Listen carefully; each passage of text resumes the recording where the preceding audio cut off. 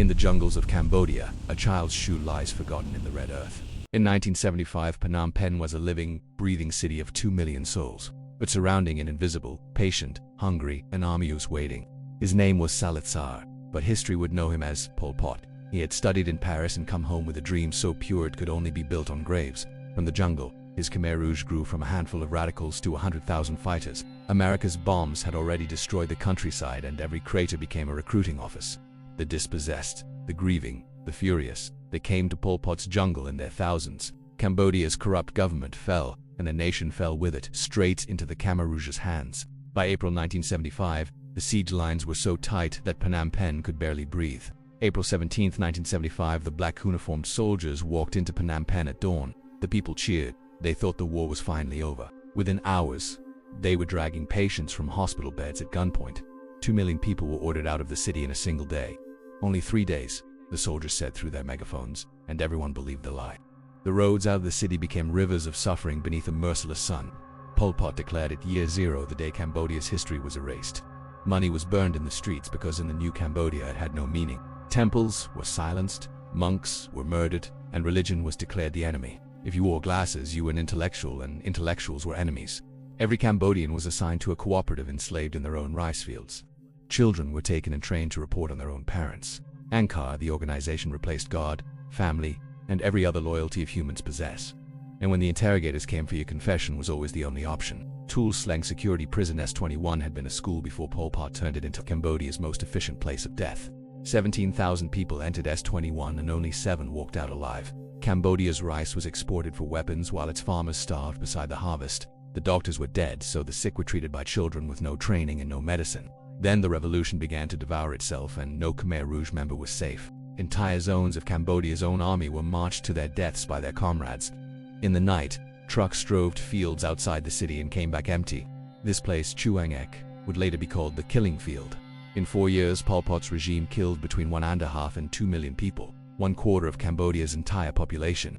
Of 17,000 prisoners in S21, only 7 survived, and one of them was a painter kept alive to paint Pol Pot's portrait. While his people starved and died, Pol Pot lived calmly in his empty city, certain he was right. Then, unbelievably, he made it worse by going to war with Vietnam. On Christmas Day 1978, 150,000 Vietnamese soldiers crossed the border, and nothing could stop them. On January 7, 1979, Vietnamese soldiers entered Phnom Penh and found a ghost city. Inside Tuol Sleng, the soldiers found the faces thousands of photographs of the dead, still watching from the walls. Pol Pot fled into the jungle and the world let him go. When the rains came, the earth gave back what had been hidden: bones and shoes and the fragments of lives. Cambodia tried to rebuild, but Pol Pot had killed the doctors, teachers, lawyers, and engineers who would have done it. And then the world committed its second betrayal, allowing the Khmer Rouge to keep Cambodia's seat at the United Nations. For 2 more decades, Pol Pot lived in the jungle, protected by geopolitics, while survivors waited for justice. In April 1998, Pol Pot died in his jungle camp, free, unrepentant, never tried. Years later, the tribunal came, and elderly survivors finally faced the men who destroyed their world. At Chuang Ek, a glass stupa now holds 8,000 skulls so that no one can ever say it did not happen. And Cambodia, the country that nearly died, chose to live, from 7 million in 1975 to 17 million today, a nation that refused to be erased. They called it Year Zero, but Cambodia proved that some things cannot be made to begin again. Pol Pot's voice came through the radio.com, said Sern, and absolutely wrong about everything. Even love was no longer yours. The Khmer Rouge decided who you would marry. The libraries burned, and with them 1,000 years of Cambodian thought. A father was taken away, and his son, 12 years old, had told Angkar where to find him. They built canals with their hands, and thousands died doing it, and many canals never even worked. When the embassies closed, Cambodia was sealed from the world, and what happened next, no one outside could see. Rice left the country on ships, while the people who grew it were slowly starving to death. The Khmer Muslims, a people who had lived by the Makang for 1,000 years, were targeted for extermination. All music was forbidden, but in the dark, a woman hummed a song she refused to forget. Angkor Wat survived because even Pol Pot understood it was the proof that Cambodians were great, though he was destroying everything that made them so. The road to the killing field was just a road until the night came, and the trucks came, and it became something else entirely. Children who survived carried what happened in their eyes for the rest of their lives, but they carried it, and they lived. In the courtroom, the man who commanded S21 looked at the survivors, and they looked back, and history recorded what was in every eye.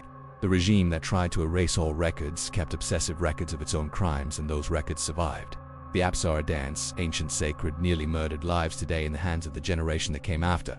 The rice paddies that witnessed everything grow rice still and the farmers who work them are free. Young Cambodians now study what their grandparents survived, and the weight of that knowledge passes forward. Angkor Wat has stood for 12 centuries through empires, through wars, through Year Zero, and it still stands. No country in the world can look at Cambodia with entirely clean hands, and the honest ones know it. The Mekong has flowed through Cambodia for 10 million years, and it will flow long after every empire that ever tried to control it is gone. The most dangerous idea in history has always been the one that believes perfection is worth any price. What happened to Cambodia did not come from nowhere. It was built, step by step, decision by decision, over decades.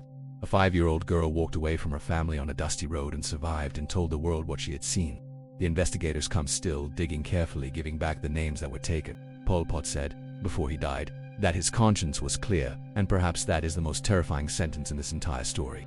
Every year, Cambodia stops and remembers, and refuses to let the dead become anonymous again. People come from all over the world to walk the killing fields, and everyone leaves different from how they arrived.